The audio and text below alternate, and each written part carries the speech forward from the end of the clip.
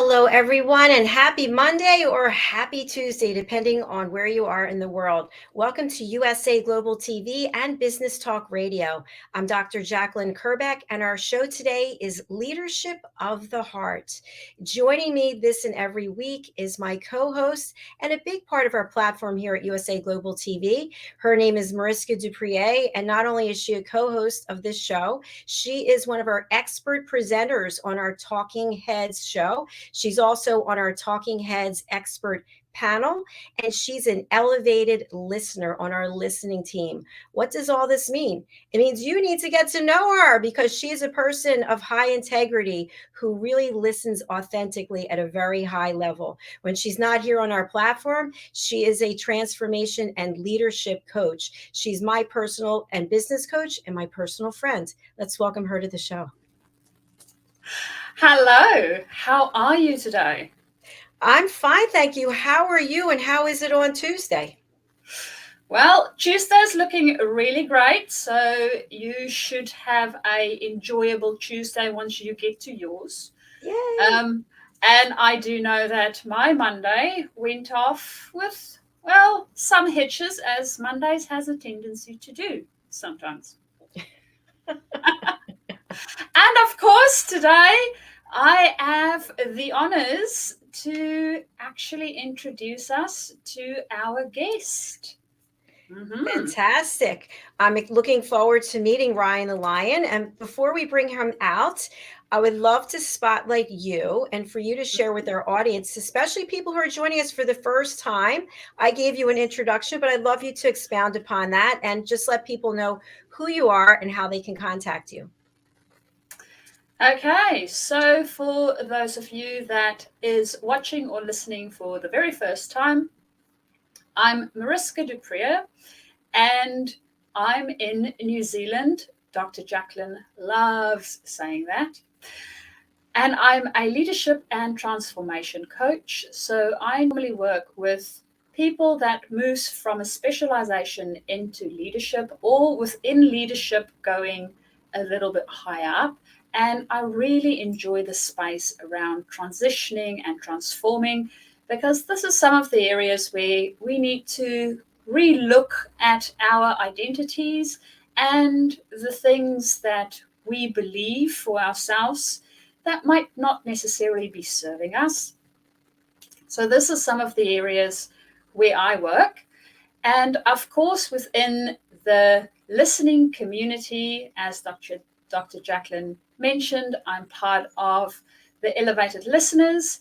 If you guys have not done the course yet, I absolutely would recommend doing the course. It's really, really good information, and it will elevate your listening.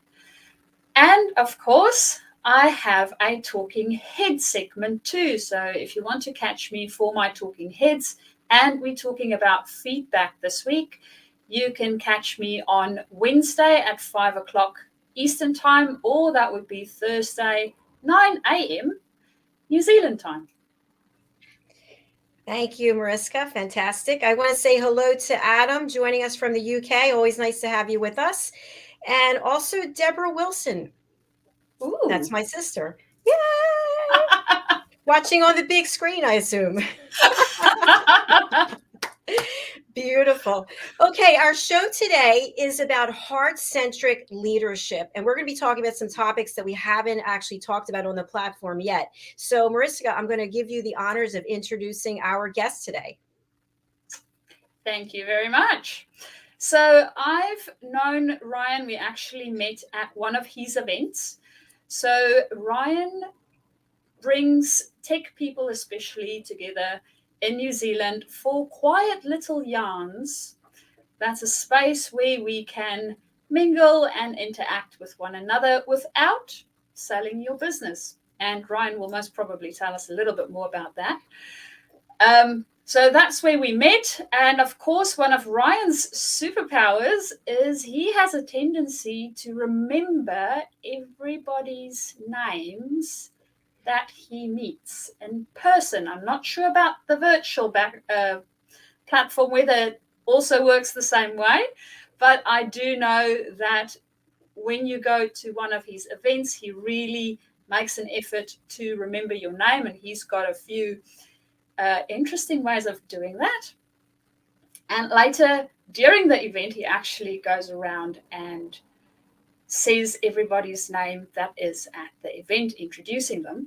So today it is my honor to introduce Ryan the Lion, which also, of course, has a story behind that, to our little platform that is not so little anymore. And without further ado, we will get him on stage. Hello and welcome, Ryan the Lion. Nice to have you here. Hi, thank you very much. Real pleasure to be on board. Great to be here. I love a number of the things that Mariska shared about you. I have always had trouble remembering people's names. Someone will tell me their name and immediately I'm like, what was that name again? Or I don't remember how to pronounce it correctly, especially with people from all over the world. So I'd love to talk about this. And also a yarn. I thought yarn was something that we make sweaters out of. So this is interesting as well. Yeah, we do that too. But a yarn is a colloquialism in New Zealand, probably Antipodean across Australia as well, which is for you could say a particular type of discussion, but then that would probably get us into a yarn about whether it is or not a particular type of discussion. But yeah, it's just having a good yarn, having a good discussion, a good natter. So AFQY, my business, it stands for A Few Quiet Yarns, which is I guess the full colloquialism. And probably comes back to our probably more our country and farming ways, of course, which has transitioned into our sort of pop culture. But yeah, probably the one that I think is probably worth starting on is Ryan the Lion. It's the name I use in LinkedIn, and it sort of is going to carry us through the whole discussion, because a lot of people sort of scratch their head and go, "You are an adult. Why are you using like a childhood sounding nickname on LinkedIn and in business? Why do you call yourself Ryan the Lion?" And it's going to lead into our discussion around status quo. But the reason I do that is that we talk about bringing our full self to work. You'll hear that through the HR talk or the employee experience talk. And we have historically always worn our mask in the corporate space because we want to keep some parts of ourselves private, or it's more to protect ourselves. So if we go back 100 years or so, when I was 20 something, in my first job as an art director, and in my first week, I had a bit of a situation. I went home to my father and said, "Dad, my boss is in it, and this is what happened. I can't believe it." And he said, "Well, look, I'll give you the same advice my father gave me." So I just want to point out that saying that the most dangerous thing in the world is to do things the same way we've always done them, because that's how we've done them. So his advice that he passed on to me from his father was, you don't go to work to make friends. You go to work to do work. So you put your head down, your bum up, and do a great job.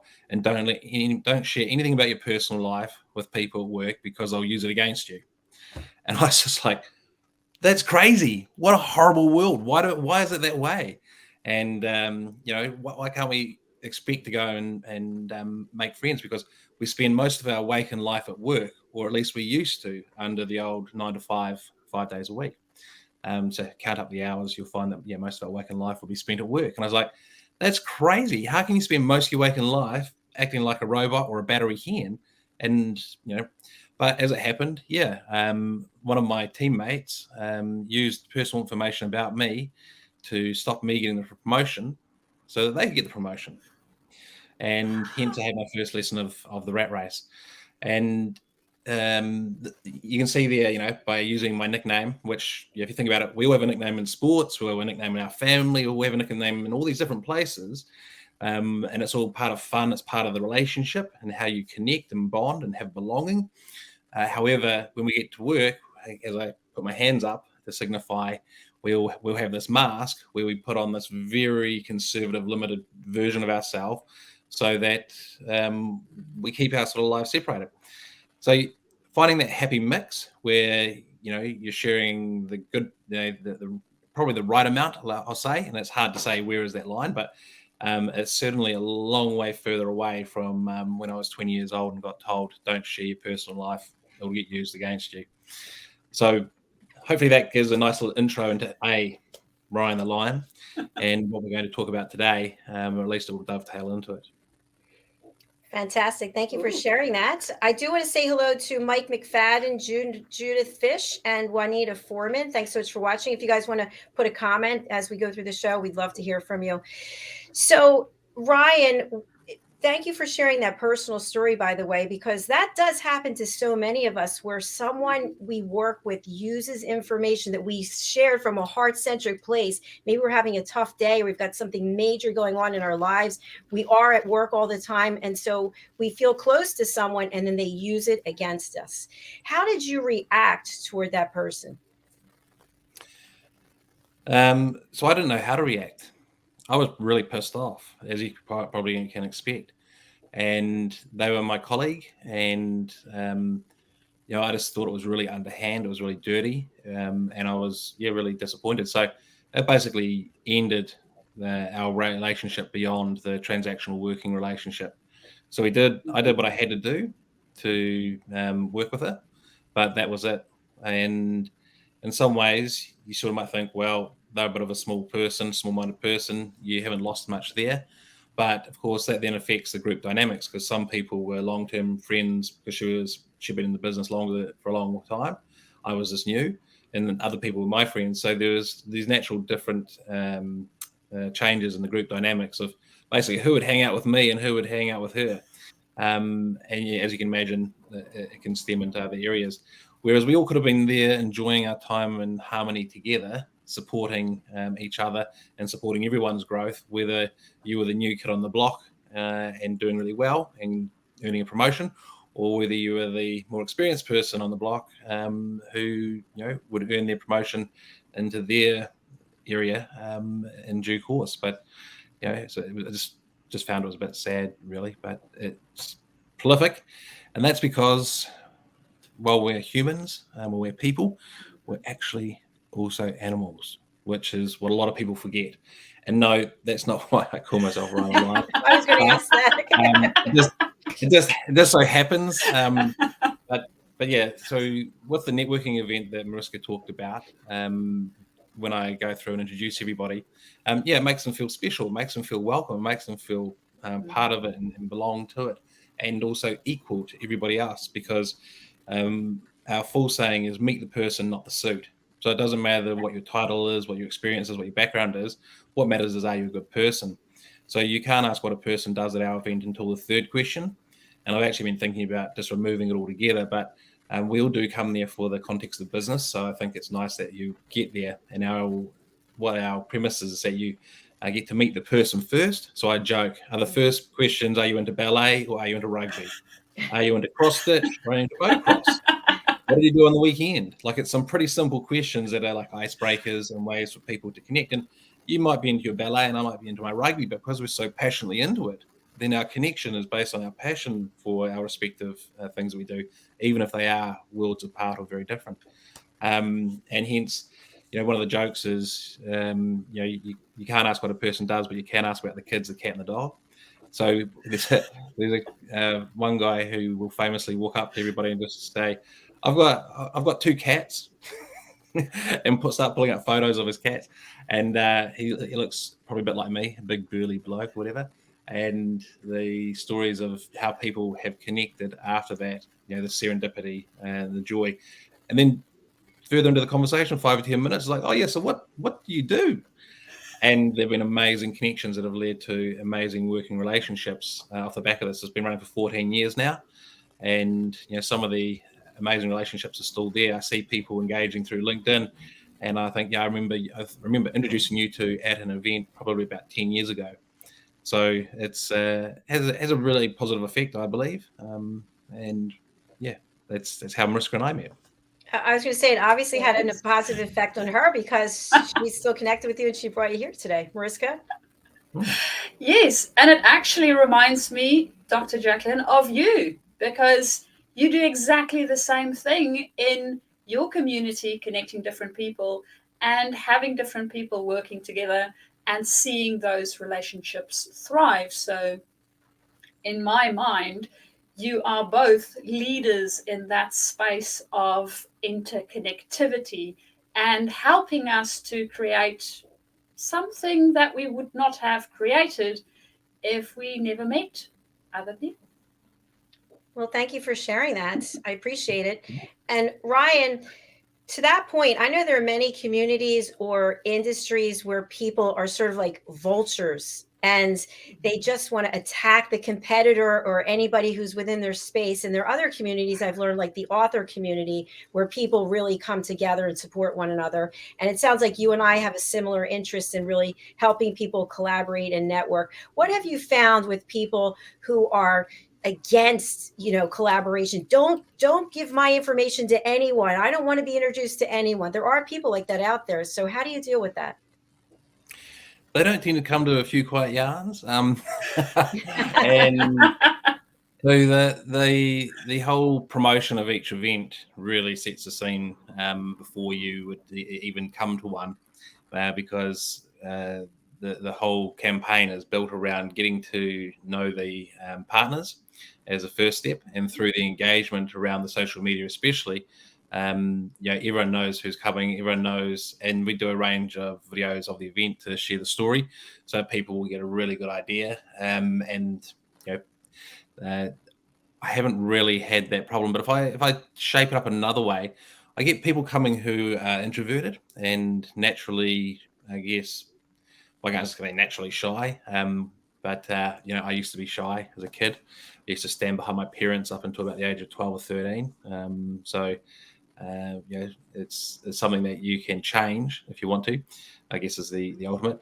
But you do get people who are introverted. And there was one situation where I had a guy who was walking around the sort of circuit, drinking a Red Bull and talking to nobody.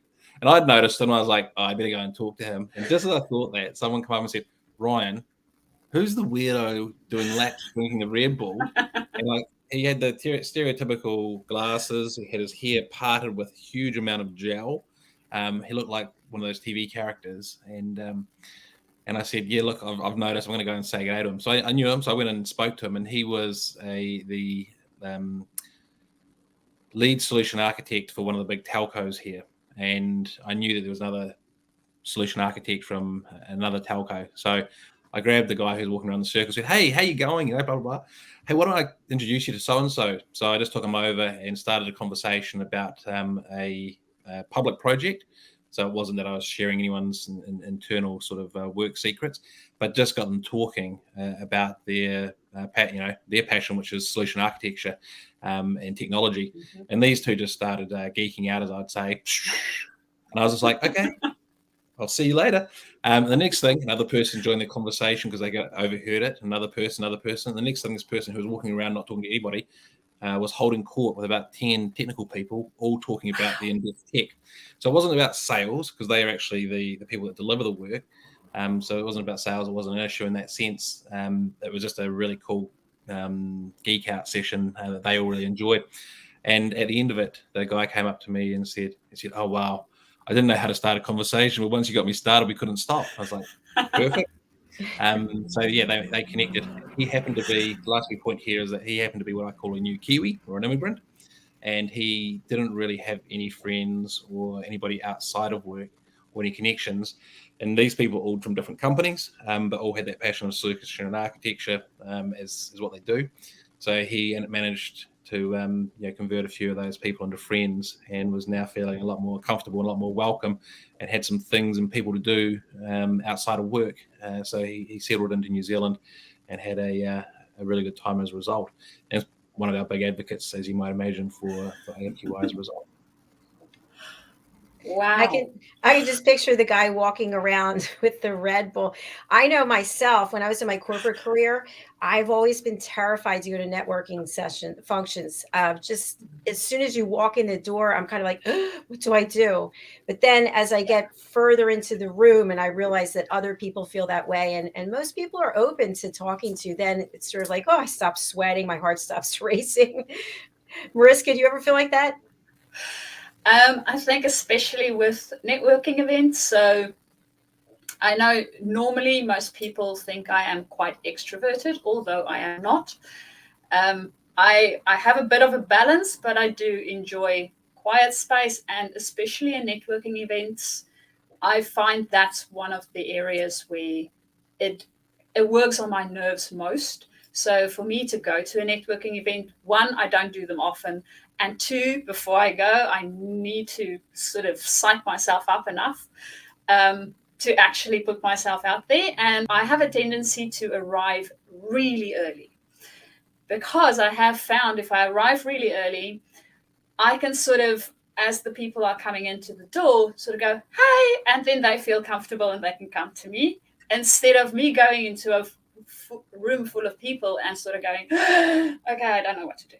So that's my strategy on That's a really good networking strategy. effectively. I like that too. I like to get there early and be in the back of the room. So this way I'm not walking in front of anyone. I'm already back there, and then people are coming back to where I am. I don't know, Ryan, what do you think of these tactics?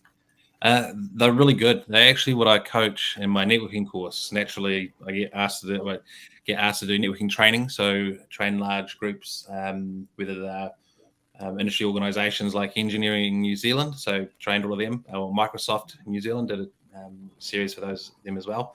And that's exactly what I teach. Actually, is that when most people, because I put out a survey first, and probably about 98% answer they feel awkward about going to networking, even people who work in sales. And that is, I think, because they have never been told or given any expectations of this is how you can or should behave or act. So they go in there going, I'm not sure how I should act, and I'm not sure how others should act, and I don't want to be this, perceived as a sleazy sort of salesperson. And that sort of comes with the feeling awkward. So when I do the training, I actually do and this loops into the body language side of it. But you're walking. Mariska talked about psyching yourself up, but if you think about the normal person who walks there and they walk to the event, they might have parked their car and had to walk along, and it might be raining. They're like, oh, we're walking in the rain, and they're just psyching themselves out, getting themselves all worked up. And as they do, their whole body language starts to hunch over. And as you walk in the door, you talk to the point, JACALYN, where you walk in and the place is busy and booming, and there's all this noise, all these conversations hit you. And of course, I mentioned before that we are animals, and a lot of people forget this part because we're educated, civilized, wear clothes, opposable finger and thumb, etc. But we still have all the animal instincts of ourselves as an animal. Plus, we have our programmed experiences. And we don't understand that our subconscious drives our behavior. So what I'll talk about as an example is you walk into the event, you hear all the noise, and you look up and you'll see someone who reminds you of someone from your past that wasn't a positive person. Maybe it's someone that reminds you of the school headmaster who gave you the smack or the cane. And what we'll do as humans is we'll put our non-dominant side to the wall, which is for me my left hand, and walk around the outside of the event and find someone who we feel very comfortable with, which often will look like our mother or someone like that in our life. And we'll start a conversation with them, and they will generally be quite a open, friendly person. And you might get stuck there, and you won't leave because you're happy and comfortable, and you're like, I survived the event. And then you go back to work, and everyone goes, how was the event? You go, oh, it was really bad. Networking was terrible. And what actually is that the person still hasn't become comfortable with networking, and therefore they have a bad experience, and any influence on them has a bad experience. So, one of the things I teach is go in early so that you can see who comes in with who. You can actually understand the relationships of the people, because you'll see groups come together and you're like, oh, I didn't know that they know them or they know them. But you feel comfortable as it builds up in front of you versus, as you've mentioned, coming in and it being absolutely chocker. But the last thing I'll say on that note is that, in terms of psyching yourself up, yes, because that body language aspect is your body language communicates before you have the opportunity or you're even close enough to speak to a person. So people, through their peripheral vision as an animal, because that's how we find the risks, and whether it be a saber-toothed tiger if we're a cave person, or whether it be that person walking around holding the Red Bull slouched over, or could be you all hunched over and not looking like someone, they will instantly make the decision they don't want to speak to you. And it doesn't go through their self-talk in their conscious mind. They will just move. and this is their subconscious being your driver, and they'll just keep themselves away from you, and they won't know, you won't know, but they'll end up avoiding you the whole time. So the way to approach it is when you go in, is if you see that person who's potentially reminds you of your old headmaster, and again, you won't have self-talk that tells you this, you'll just want to avoid them. But go up to them and head high and just be like, "Hi, I'm Ryan. This is my first time at this event. How's it all going here?" And give them a nice open question where they can say, "Hi, I'm so-and-so. Yeah, the event's going great. Have you just walked in?" And they will give back what you give them. So if you come in hunched and feeling like you don't want to be there, no one will want to be with you. If you come in and you're standing tall, confident, eye contact, smiling, and engaging, then as you say, everyone's feeling the same, and they will welcome a warm and friendly engagement. So for those that are listening, if it helps, hope that helps. And the best thing is to learn by doing. Give it a go. Have a few mistakes and learn from the mistakes, but you'll find success. Just like anything, you're not going to get it perfect first time. So expect a few trip ups, but keep going. Brilliant. Thank you so much for sharing that. I know many times, especially if you're at a convention or a conference and there's a sit down lunch, or get the buffet and then sit somewhere and you're by yourself and you don't know anyone and you're looking around and everyone seems to be talking to everyone. You're like, well, I could go to that table or this table or that table. What do I do? And finally you have to pick a table, right? So you go and sit down and they're all engrossed in a conversation. And I would just interrupt and I'd say, "Hi, I'm really sorry to interrupt. I just want to introduce myself. I don't know anyone here. And if you'd like to speak with me, I'd love to speak with you." And people will leave, "Oh," and then they start to talk to you or not. And if they don't, then I'm eating as quickly as I can so I can get up and leave. Indigestion and all. Any suggestions on that, Ryan? Yeah, so we all have our own personal space, and New Zealanders have a really large personal space, 1.5 meters. Americans have a smaller personal space. So I actually had a meeting with a friend who's American on Friday, and when we sat down, they sat really close, like we were on other sides of the table, but it wasn't there. So they moved in quite close. So I moved across, and they followed me, and I moved across, and they followed me. I had to say, "Hey, mate, give me my free space. You can have your," and I explained it to him, and he laughed and laughed and laughed. And he said, "Oh, I thought maybe there was like I smelled or something. I don't know, or maybe you smelled. I was trying to work it out, but I didn't want to say." So we all have our own interpersonal space, and different cultures have different size interpersonal space, and that changes when you get into a networking environment. Because imagine, remember when we're all young, you go to the club and everyone's dancing. It's like, oh, people everywhere. We're not worried about our personal space. It can change. So at a networking event, it can be busy, and yes, you will be like squeezing between groups of people and bumping and whatnot, and we're not so worried. But the key thing here is when you join a group, with whether it be seated, and that's probably a little bit harder than standing, but if you use the interpersonal space and you get into the interpersonal space and eye contact. So if you imagine this is a group of people and there's 5 or 6 standing there or sitting there, is that when you come within their personal space. So how do I do this? Say that's the circle. When you come within their personal space, it's almost like a radar goes off and they look at you.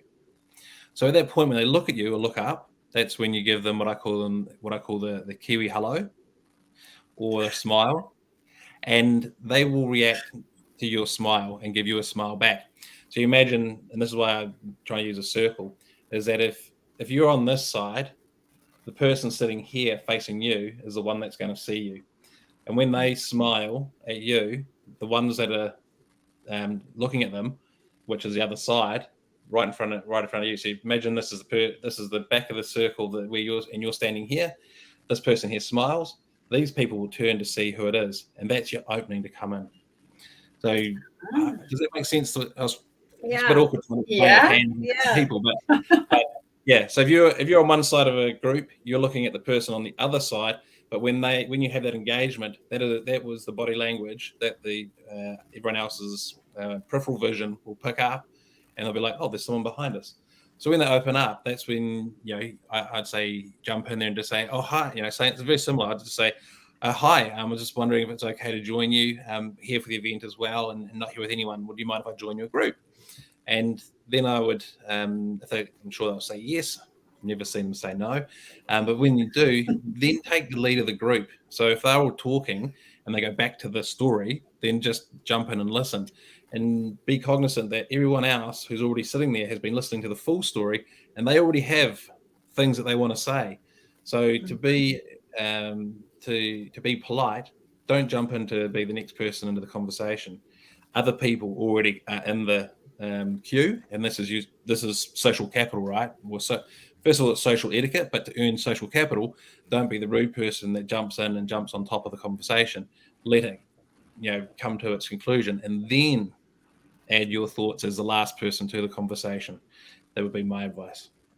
Oh, That's great advice. It really is. And I think that takes a lot of pressure off you, because I've been in that situation where they're in the conversation. They've welcomed me to sit down, and I'm thinking, oh, I guess I should say something so I don't look like an idiot. They can't just sit here. But no, now there's no stress. You just enjoy your food, listen to the conversation, let the other person say what they have to say, and then you can say something.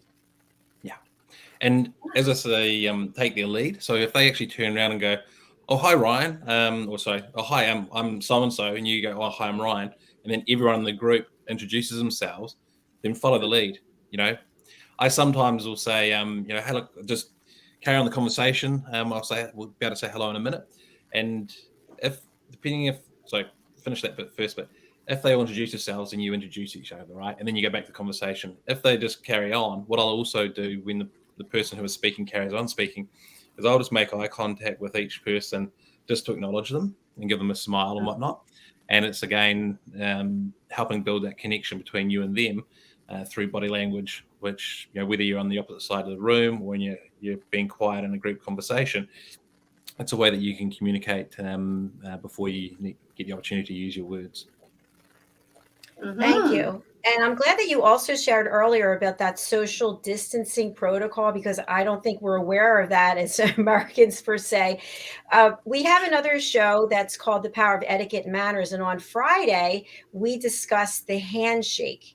And apparently the handshake is still a requirement to show respect. But I'm wondering, in reality, as you're hosting these in-person networking events, how are people responding about, it used to be as soon as you see someone, you give them that handshake. Are people still doing that? What's the proper protocol?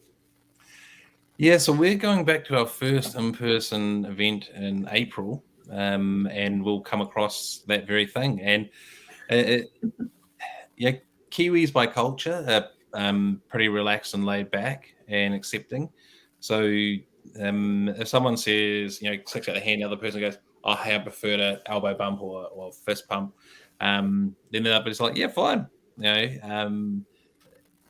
So it's going to be interesting. And I think what we'll probably do is put down in the event and provide the instructions up front. So, I would say to people, for April, May, and before we, maybe in June, we'll be back to handshakes. But until then, if you don't want a handshake, then don't you don't expect that you need to, and just handle it however you want to. So some people just say, oh no, I'll just say hello. So the ultimate thing is you don't know where each person's individual personal situation. So for example, my wife is health and immune compromised. So for me, running an event and potentially getting COVID is a big deal, and it could be for other people. Whereas obviously there's discussion around it's just a cold, it's just a heavy cold like symptoms, and rather get it over and done with. So everyone will have different takes on things, and you can't expect everyone to think the same as yourself or another or a particular way. So just sort of rolling with it, I think, is the way to handle it. But remove the expectation of people having to shake hands so that there isn't the awkward pressure. But if they want to, then they can discuss that in their exchange. That's great to hear, because they were adamant about, in order to have proper manners and etiquette, you have to shake hands. And I'm thinking, I don't know that people feel that way. You should shake hands and have your hand sanitizer, like wear it on your belt, have it in your bag, have it in your briefcase. Mariska, how do you feel about it? I think handshakes in general, so looking from a little bit of a different perspective, extroverts or people that enjoy touch would normally want to do a handshake, fist bump, a high five, a elbow, whatever. because they enjoy touch. But then we also, same with the distance thing, right? So we don't all enjoy the same amount of touch. So for some people, a handshake, because it is a norm for most people within the business world to shake hands, and certain cultures, again, it is okay to do that. And for other people, they don't really want to touch, so they'll be like, rather wave, or they might bend forward. So there's other ways that we can show acknowledgement. As Ryan said, when you go into a group, looking at each person and just nodding, it's still showing acknowledgement. I don't need to shake each and every person's hand. So being aware of what I'm comfortable with as an individual, of doing and not doing, whether it is because of external circumstances or even my own internal preferences, and going into an event and knowing what it is. Okay, so the person might want to shake my hand. How will I approach it? Or I don't want to touch anybody. How am I going to make that clear so there is no awkwardness within that first sort of conversation part of the introductions?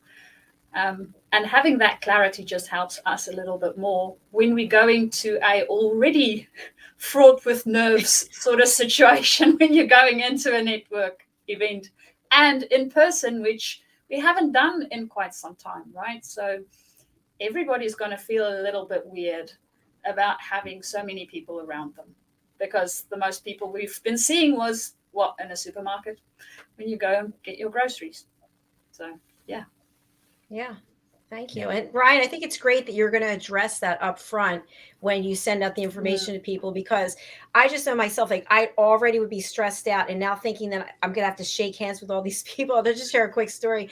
I was at church with my mother, and it's the point where, I don't know if you do it over there, but here it's, peace be with you, when everyone shakes hands. And this guy just got done coughing into his hand. He was like in the row in front of me, and he turns around. I was like, oh, and what are you going to do? So I shook his hand, and the whole rest of the service, I wouldn't touch the hand. I was like, oh my gosh, this hand is filled with germs. So it left an impression on me. Now I have the hand sanitizer, but I'm saying it does stress people out. So the fact that you're going to put that out there up front, I think that really helps. So, the other thing I wanted to ask you is there any protocol at these events in terms of selling yourself? So you talked about 3 questions that are innocuous, that before you even find out what someone does.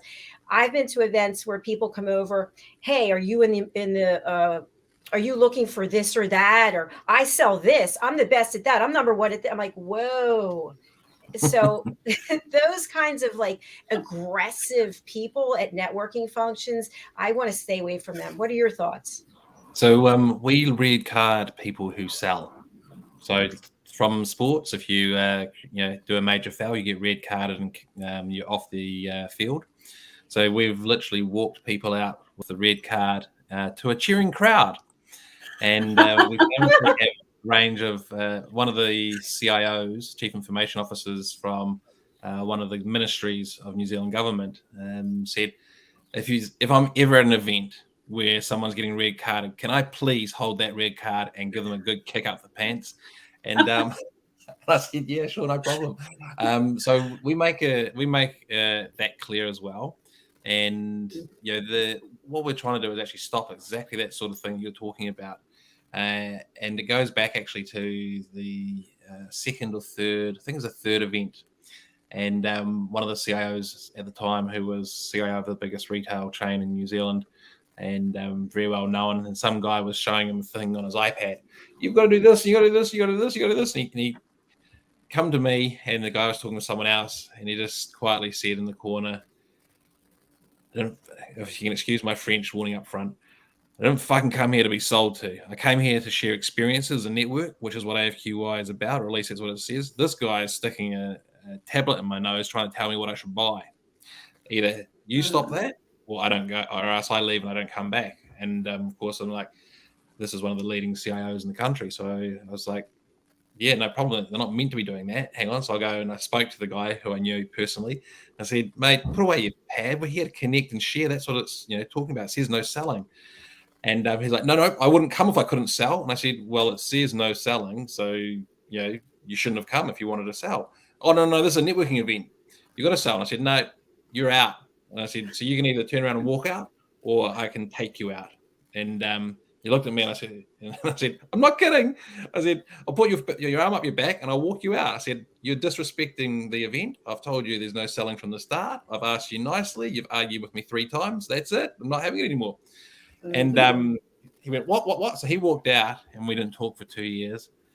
He has since, and it was all done with a big laugh and a smile, but it's pretty serious. And we'll all know each other. And he's now a life member. So we have life members. So on one hand, this is gamification principles. There are consequences for doing wrong, and there are awards for doing good. So if you you can earn becoming a life member, which gains you access to every event that you're welcome to attend. So there's a ticket available for you. And that's earned through, just like in a sports club, or at least a New Zealand sports club, through a lot of volunteering, a lot of help, a lot of support, bringing lots of people to the event, etc. So we recognise those people. And this is how we help teach people what is good behaviour, what is bad behaviour, or what is acceptable and what is not. So it's become quite infamous, and some people will joke around, but the attendees now self-police and will say, no, that's selling. You can't talk about price, product. You can talk about concept and, how do we solve the problem that we're talking about, because that's why we're here, sharing experiences. But as soon as you start offering stuff for the price, that's selling.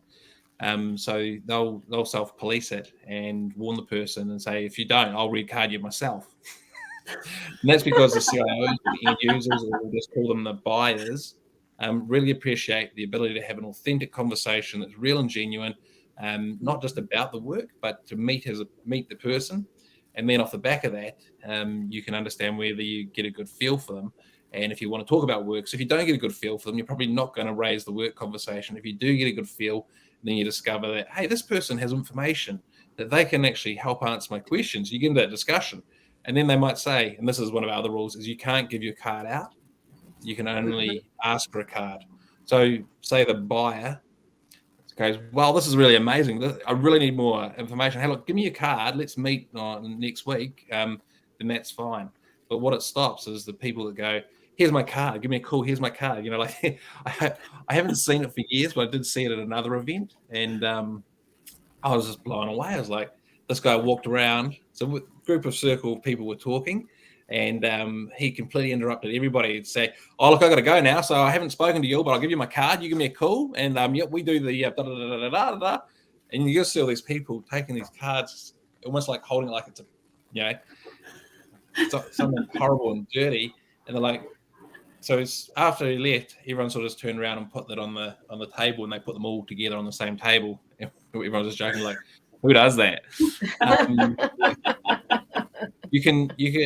So the thing is, if you get asked for your card, it's a really good sign. It means that person has got on with you and enjoys your company. There's some sort of connection, and B, and it might just be for that. It might actually be that you want to go surfing in the weekend. It might not be work related, but you've got some sort of connection.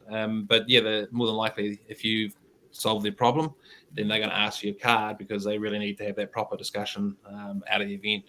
And that's what the event is there to help people connect, to do business better in a more human way, by getting to understand each other first and then talking about all the work, so that you've got that level of trust there and level of relationship that enables you to get into the work and not have to worry about, is this person really trying to help me, or are they trying to help themselves?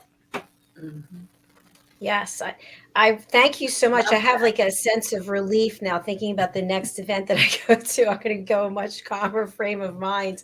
So, of course, as it turns out, we didn't get to talk at all about the other topics. So we'll have to have you back. But that's how I didn't even run the sponsorships for the show.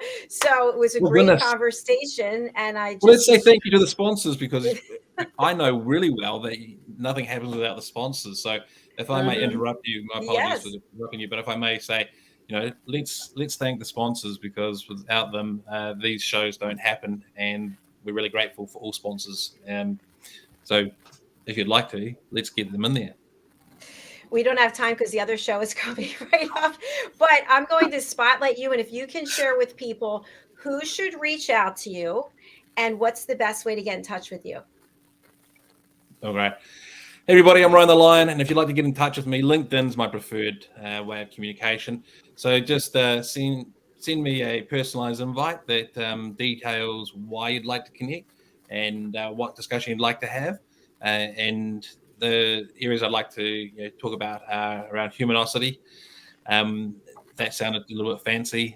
Just humans being humane. We didn't get onto the big subject around status quo and how we can change a whole range of things in our world that we put up with but we don't like. Hope if I'm lucky, then I will be able to come back and share more detail about that. This is all based, the way I practically work it is through events and a range of things like the no selling rule, can't ask people what they do to a third question. And it just helps people practically meet as humans first and then get on with business later. So by all means, if you'd like to connect with me, send me an invite and we'll start a discussion, see where it goes. Thank you. Thank you, Ryan. And you are more than welcome to come back on this show or any of our other shows. Thank you very much. It's been a pleasure. Thank you. All right, you have a beautiful Tuesday. We'll see you again You soon. have an amazing Monday. Thank you. I will. Bye. Right. Thank you very much. Thank you. Bye. Mariska, over to you. How can people get in touch with you and who would you like to reach out? Ooh, okay. So you guys can either email me or get me on LinkedIn. So my email address is mariska@journeytodiscover.com, and the 2 is the number 2. And if you are struggling with going from your specialization into a leadership role, or you're looking to advance yourself as a leader, you are more than welcome to get into contact with me. I would love to start that conversation. And of course, if there's anything where you feel a little bit out of sorts, and one way of explaining this is, for instance, when we immigrated, one of the things that happened for me personally is I sort of felt like a tree that was transplanted from one place to another, and I wasn't even sure whether the soil or the sun or the anything would help me to grow and thrive. And as humans, we sometimes feel like that. So if that is you, you can also get hold of me and we can see how we can get you to be thriving again. Look at that. I learned something else about you after all these years. I love it. Thank you, Mariska. I look forward to chatting with you soon. Me too. Enjoy the rest of your day. Thank you. You too. Bye. Bye. All right, folks, thank you so much. Whether you're watching on the live or the replay, we appreciate each and every view. If you're watching over on our YouTube channel, please just click subscribe. That would mean so much. We're coming right back with our next show, which is Entrepreneur and so much more. My co-host is Justin Morigliani, and our guest is the voice of USA Global TV. He's also a co-host. He's a talking head, and he's an elevated listener. It's Mr. Al Sini who's joining us as our guest today. So do stay tuned wherever you are. I'll run over to the other studio. See you soon. Thank you, Ryan the Lion, and thank you, Mariska.